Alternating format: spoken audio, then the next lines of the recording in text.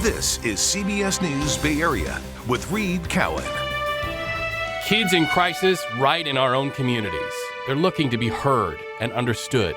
If you don't explain your symptoms the way they're used to hearing them explained, they don't understand them. Today we continue this important conversation on our LGBTQ youth.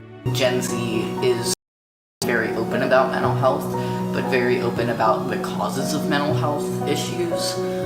And with older generations, they also don't understand the intersectionality of being queer. But the crisis doesn't stop there. They say check on your strong friends, and that includes our strong kids, the athletes, the high performers, who may always seem just fine, but for some, I feel like a lot of athletes especially, they always feel that pressure of, you can't really mess up or let people see that you're sometimes maybe like not doing okay. There's this idea of, especially with athletes, that they're not able to take a break. They always have to be on. So let's start this day with love. Love for our kids and love for the mission to save their lives. Thank you so much for joining us. I'm Reed Cowan. So once again at 3 o'clock, your community station working to offer solutions to the nationwide crisis of youth mental health challenges. We're partnering with CBS News to look at the struggles, what's behind them, and bring kids and teens and adults together for some help, some support, and to find some solutions. So please gather those you love around the television set for this community conversation. And while you do, let's get to our other top stories of the day, starting with First Alert weather. Darren, rainy outside. Yeah.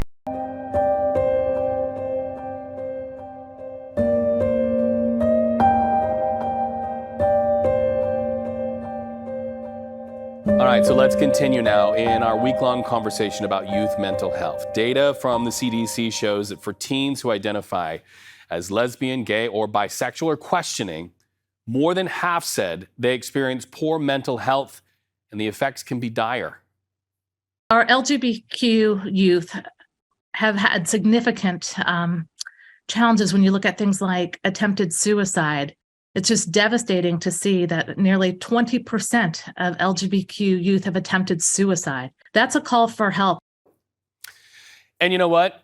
News headlines can have an impact on mental health, like this. The deadly shooting inside an LGBTQ nightclub in Colorado Springs about 3 months ago. In that story that splashed all over newspaper headlines and all over television, we saw young faces taken from this world. The gunman killed 5 people, injured 17 others. And then the drumbeat of headlines continues. In California, earlier this month, we saw this. The Huntington Beach City Council voted to stop flying the pride flag outside their city hall. And then already this year, Missouri state legislators have filed more than 24 bills aimed at the LGBTQ community, including one that goes even further than Florida's Don't Say Gay bill. In fact, the Human Rights Campaign recently said that they are tracking some 340 anti-LGBTQ bills at state houses nationwide. In fact, nearly half of those specifically target people who are transgender. So joining me now, Terry Delaney. He's one of our teens in the Bay Area who created a documentary that focuses on youth mental health. Thank you so much for being here, Terry. I'm proud of you. Thank you for having me. I use they, them pronouns. They, them. Thank you so much for that. That is so important. And that is a moment that's so important really here to let our kids have an atmosphere where they can assert who they are and how they identify. Why is that important, Terry? It's important because kids really need a space where they can be themselves, and not just in being queer, but in expressing their struggles. I'm here to talk about being queer, but also dealing with mental health issues. And in my journey in the mental health system, I met a lot of kids who were queer. In fact, I'd say 90% of the kids in the system are LGBTQ+. And that's because when we have a family who rejects who we are, you can't come forward when you're struggling with mental health issues because you don't have that line of communication. And I'm lucky. I have a family that supports me, and I still struggled. And some of that's from like the fear of discrimination. Even we live in a very accepting area, but still we face a lot of bullying or a lot of fear of dealing with that. And it adds anxiety to an already very stressful life as a teenager. For sure, and we want to acknowledge you have family member here in the studio. Mom's got her cell phone, she's videotaping you right now. And the support is so important from the family level. We know that kids who feel like they have support with an adult at home, that saves lives.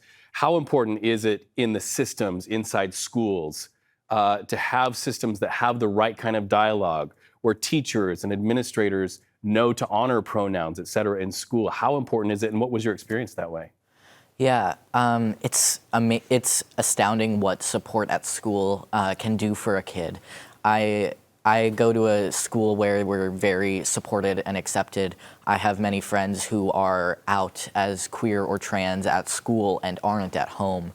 And having that area of support where you know it's safe to be yourself, and you can be yourself, even trusting that at home it won't bleed into your home life and ruin that relationship.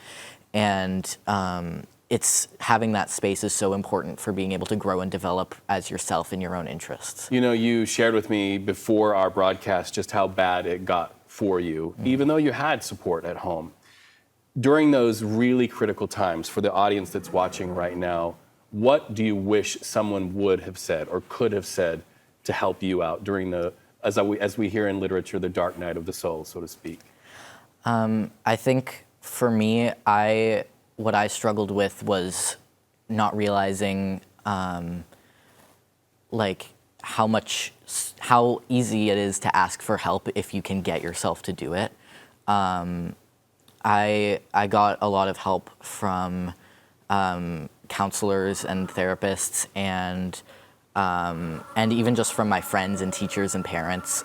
And when you know to reach out and you understand what you're going through, when you can have that kind of introspection, it helps other people understand what you're going through, and it can really help people support you. Terry, beautifully said. Thank you so much. I want you to know how much you matter to me in my life. I'm honored to bring your story to the airways. It was so thrilling to see Drew Barrymore celebrate you and your peer documentary makers. And your story, your full story, is on our website, CBS Bay Area, KPIX.com. Thank you, my new friend. Thank you. You keep doing what you're doing. You're making the world a better place. All right, so if you or somebody you know is in a crisis, you can get help from the Suicide and Crisis Lifeline by calling or texting 988. And to hear candidly from youth like Terry about their struggles with mental health, we're bringing a powerful CBS documentary streaming to you exclusively. It is on our stream tomorrow night. We plan to air it at 7:30. We hope you tune in, connecting the dots, and that hashtag. Have the conversation online too. Hashtag raise your hand. Still ahead, kids who on the outside might seem to have everything under control, right? But a deeper dive shows they're hurting too. You have high school practice, and when you don't have practice and you have games, so there's never really a day off.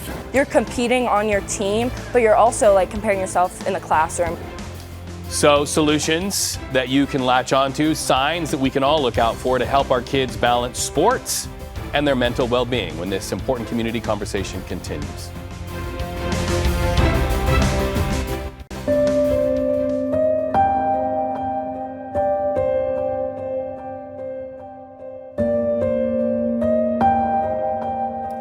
Welcome back. We hope today you feel like you're among friends, because you are. Our conversation on youth mental health continues now with a look into the world of sports. Reporter Royce Jones from our CBS station in Pittsburgh shows you how one soccer coach is making mental health part of the goal for her players. For this elite group of girls at the Beadling Soccer Club in Cannonsburg, ball is life. High school seniors Stephanie Cornelius and Haley Longwell have decided to further their soccer careers and are both celebrating commitments to Division I universities, which is something most of the athletes that come through this league do or aspire to do. But the success these girls have achieved has not come without discipline and sacrifice. I have team practices like 3 times a week approximately, and then on the other days, like I'm normally working out on my own, going to the field with myself. You have high school practice, and when you don't have practice and you have games, so there's never really a day off.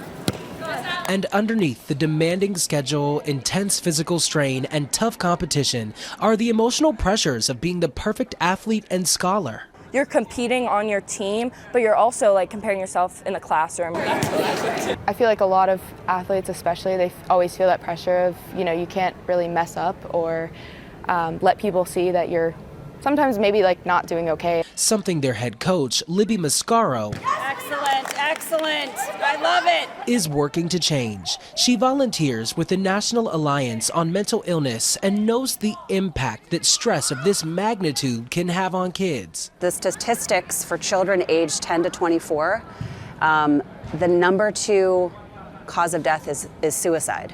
In fact, in 2022, 5 NCAA athletes died by suicide within a 2-month time frame. It created concern in college sports. Mascaro says that she's working with her high school athletes to create a culture of love by putting less emphasis on performance and more on the person. They walk in and it's not just, hey coach, it's like they're beelining to get them, for you to ask them a question about their life that's not soccer. How was your brother's piano recital, or how was your science test yesterday, or what's going on, something outside of soccer. Coach Mascaro reminds parents when it comes to their young athletes, they need to act as a goalie against some of the pressures that come their way. Maybe they lost and they get in the car and maybe the child is quiet. The last thing the parent should be doing is saying, I can't believe you didn't do XYZ, or why didn't you do this? Just turn around and say, hey, I love watching you play. And then if they are upset, maybe they talk about it. Purple's in. Keeping these girls confident off the field so they can be competitive on it. Yes, Ella. Yes, Gabby. Perspective you might not have thought about. Joining me now is Casey Uren from Oakland-based Positive Coaching Alliance. Thank you so much for being here. I was just telling you in the break, I was a kid who couldn't do pull-ups in PE, and I judged the kids who could, and I thought that maybe because I was different, maybe I had the corner on the market of struggle, but our athletes struggle too. Absolutely, and I think, the unique thing about sports is that it presents this amazing opportunity for all kids at the youngest level to feel a sense of belonging, a sense of connection, to have a caring adult in their life, but only when it's done right. And when the adults who are responsible for this experience are equipped with the right tangible tips and tools that they can use to create this positive environment for youth, because that's ultimately what the number one goal should be, is to create this experience that can develop better people, build a sense of connection, make kids feel included, rather than driving kids out of sports, having bullying happening, and having kids quit sports at a very high rate. Well, and you take from the experience of being involved in sporting activities the tools that you need when you are having a mental health crisis. The ability to exercise, to look at your nutrition in a healthy way, community and team building. Those are all things that can help save a life. And they're important for that reason. Tell me what these tips and tools are that you like people to take away. Yeah, I think one key thing is a lot of people say, sports can develop resiliency. Well, what does resiliency really mean? And one thing that we talk about is trying to have a mastery approach to sport. And that is really talking about having a growth mindset and believing that when you focus on effort and things that you can control, that is exciting, that you can make progress and you can improve as a person. Where if you have a fixed mindset, you might think like, I'm not good at this, and therefore if I, don't do something well, I have failed. Rather than thinking, I can get better at this, and if I work hard, then this can improve. And I think that the adults, the parents, and the coaches can actually reinforce that mindset in a positive way by praising effort, even when the outcome isn't there. But you tried really hard, and I saw you putting in the work, and you may have not seen the result that you wanted, but you absolutely tried your best, and that is a win right there. As we have these conversations, it causes me as a parent to be introspective. I've talked to so many people in our CBS family who say, I'm literally taking these things home to my own family. Yeah. I tell my kids, we praise effort before excellence, but I almost think that even isn't the right term because it sets up excellence as the ideal. It should be on the effort and the progress. Absolutely, yeah. And I think, youth today can sometimes fall into this comparison trap with social media, and you're striving for perfection and looking for that, comparing yourself to others. Whereas if you really are introspective and you think about, which is challenging, but think about, what can I get better at today? How can I make my teammates better? How can I make my community better? How can I support someone? That really that progress and growth path is something that can be super helpful for youth. Signs to look for if an athlete is struggling. Yeah, I think, when you see an athlete maybe missing practice more, personal hygiene changes, maybe higher irritability, those can all be signs. I think the scariest thing is when there are no signs. We have seen quite a few examples in the last few years where there's absolutely no sign of an athlete who's struggling, and potentially they take their life. And I think that is something where modeling can potentially be help. Drew Robinson, I don't know if you're familiar with his story. Yeah. He's done a webinar with us and actually talks about, he says the one thing that, really could have helped me is hearing my coach talk about their mental health struggles and how they actively sought out therapy, not in a direct way, but just addressing the locker room and saying, like, I might be dealing with something and, therapy really helped me this morning, and that's a great thing, and let's talk about it. Opening the conversation, Yes. creating safe spaces. Thank you for that, KCU. I'm calling you KCU from now on. Positive Coaching Alliance, thank you so much. We'll have those resources and a link on our website, kpix.com. Back to our community conversation. Check out the rainbow that just happened behind us. Beautiful there. We're talking about youth mental health. There are a lot of resources out there right at your fingertips, and we want to make sure that you have them. A big one is our friends at the Trevor Project. They specialize in helping kids and youth in the LGBTQ community. So we mentioned their nonprofit yesterday, but today we want to take a deeper dive into what they are all about. And Ann Makovic joins me now with a closer look at the services that they can offer the young people in your life. I love the Trevor Project. Yes, the Trevor Project was actually founded a long time ago, back in 1998, and it's only expanded since then. The world's largest suicide prevention and crisis intervention organization for LGBTQ youth. Their message is that you are not alone. Their website, thetrevorproject.org, is equipped with ways to reach out for help. They offer counseling, mental health exercises, ways to meet other LGBTQ friends, and have a resource center where you can explore topics like sexual identity. It's also filled with inspiring messages like this one right off the homepage. It reads, in part, quote, you deserve a welcoming, loving world, and so do the people you care about. I'm here because I feel that I've lived a privileged experience as a trans person, and that it is my duty to tell the next trans person that we need you here, and that you are valid, and you are seen, and you are loved. That is Bowie sharing their story. In 2022, the Trevor Project launched a series of stories of pride where Bowie and several others got to share their message of hope. The series celebrates all of the stories of strength, resilience, and connection that shape LGBTQ young people's sense of pride. Now, on the Trevor Project's YouTube page, you can find the rest of the stories of pride, as well as PSA, speeches from past Trevor Live galas, and interviews from LGBTQ celebrities like Jonathan Van Ness. But the biggest thing that the Trevor Project wants you to know, that it is counselors available to chat on their website anytime. You can call or text. So if you want to text with somebody, just send the word START to 678-678. It is that simple, Reed. It is that simple, and it is that crucial. I have a friend who works with the Trevor Project and said when the headlines start to spike with these anti-LGBTQ bills or some of the things of violence that we've seen, that the call numbers go up exponentially. Yeah. And the message is they're there. Yep, and I'm glad we're able to remind people of that, because again, it has been around for so long, but you don't think about it until you need it. And here's that reminder. Help is there. And thank you so much. So if you or somebody you know is in a crisis, get help from the Suicide and Crisis Lifeline by calling or texting 988.